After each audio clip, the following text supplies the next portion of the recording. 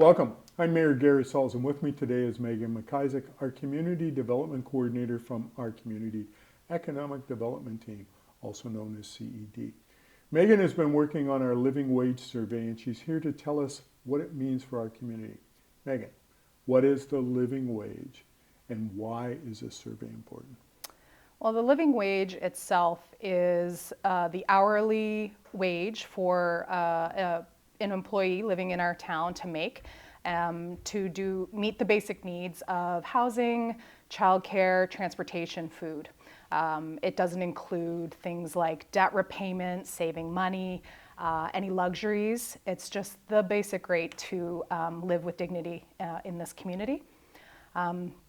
The survey is important because there's different components of it that the community has to input to Living Wage BC to create the calculation.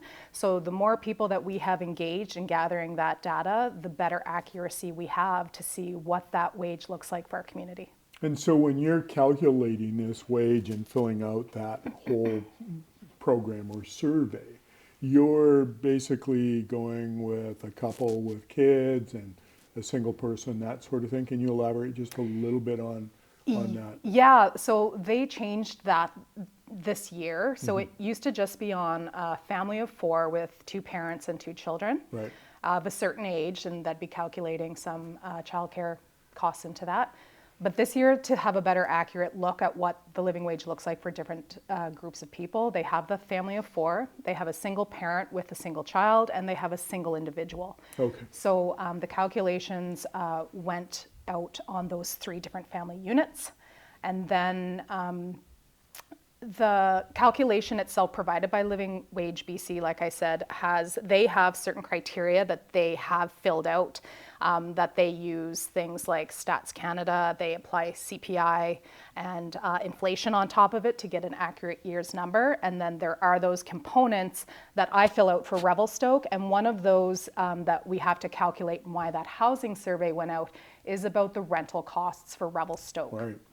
Because we are a community of under 10,000 people, we don't get that data collected by StatsCan.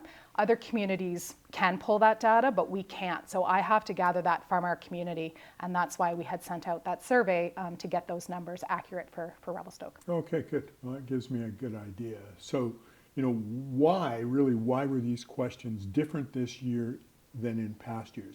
Give more accurate rating, or what was the change? So the questions that were required for the living wage itself was just on calculating the cost of living, the rent.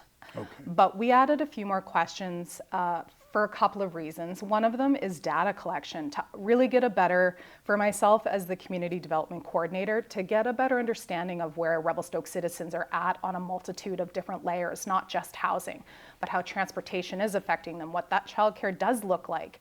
And that is because, again, that calculation is based off of living wage, but I kind of wanted to see what that looks like for the people in the community responding to this survey.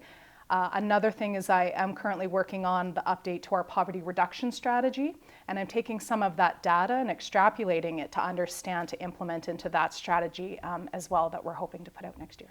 So it's really kind of a, maybe convoluted is not the right word, but it's a process that is not easily structured to come up with something that's going to be of value to our community members, so they have a better understanding of why things cost more, or they're not, when they go to the grocery store things are up, or they go to fill for fuel things are up, and they're going like, is it just me, or is everyone paying the same thing? So these calculations give us a better understanding of what's happening in our community, but also gives me as a mayor a better understanding of what things can we do around the council table that might be able to affect in a positive way what people are experiencing.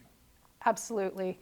And there's definitely things we can do. Like those that can afford to pay living wage, that's great. But the reality is that's not always the case. Right. So things that we can do and that council is doing with like the OCP, with the housing and the way that you guys are changing zoning bylaws and such and so forth, all of that is leveraging what you guys have outlined as priorities, which is great. But another thing we can do at the table or even as a community is to advocate for policy change on whether it's a municipal, a provincial, or a federal level. So some of the things that had changed with the living wage from last year to this year that do affect the wage are things like the new dental program that came into place, or the $10 a day childcare. Things like that that help alleviate the costs of living, help that living wage. So when there's advocacy and policy change in place too on all those three levels, that also helps people being able to live with that dignity within all of our communities.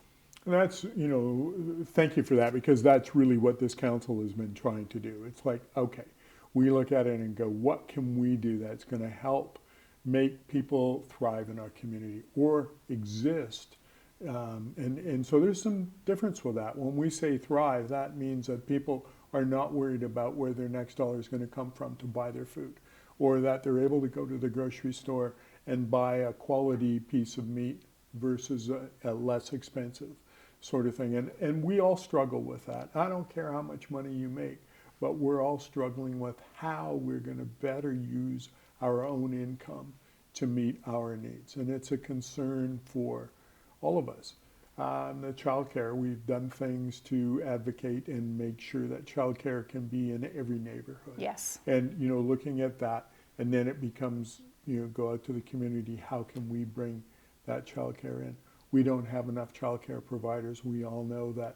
We may all know someone who can't work because they need both incomes, but one has to stay home to look after the child because there isn't enough childcare spaces. Yeah. So those things affect us as a community, but trying to make the best that we can. And so we don't want to scare anyone as to how we do this or the final results, because they're as surprising for you and I as they are for the rest of the community. Knowing full well that we know when we go to the grocery store or we go to buy anything, costs are up. Mm-hmm. And we look at that. When it comes down to construction, when we're building, costs are up. Yep. And you look at that and go, that is influenced by world events. Yes. Right. Yep. So. Absolutely. So, is there anything else regarding the living wage survey that we should know about? How we bring this in? How can we go to the community and say, okay, here's what we should be doing to help alleviate some of the concerns of our residents? Yeah, I think a few things I've already spoken to, like what council's implementing in some ways around housing, childcare is helpful. The advocacy part on the municipal, provincial, federal level is important, but just knowing that wage allows different organizations as well, just for food for thought when they are making their own policies and such and so forth, like not-for-profits when doing their advocacy, knowing what that cost is, bargaining units when they go to bargaining, knowing what that cost is. So just knowing that wage of what it is to live in any community here in BC provides just that knowledge, again, for further advocacy and for further awareness when decision making is being made. Okay, well, I think that's really the important thing. And when we look about this living wage survey, is there, we now have the results, and so it's going to be shocking to everyone in our community. From 2550 to 2780, is that it? It's a 9% increase. 9%. Yeah. So, that's significant when we go forward.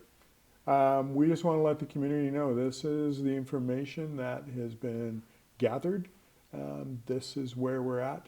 And if there's some way that we can help, then we need to investigate that sort of thing. Yeah. So. And if anybody has any other questions about it, they can feel free to reach out to the Community Economic Development Department or myself, and I'd be happy to answer questions. Good. I think we've pretty much covered it, but I want to say to the community, we bring these serious articles to the community forefront to discuss, to make them aware, and not to scare, but to just bring facts. Yeah, it's good And- to have an understanding. Everyone always has their own take or opinion on things, which is great, but it's also good to know where things are coming from, the intent of them, and where they're going and what they're being used for. So it's good to share that with everybody so everyone's on the same page. Great. Thanks, Megan. I appreciate you being here today to discuss this. And to the community, I want to say thank you for listening, for actually having interest in the things that we bring forward. Thank you again. Appreciate it.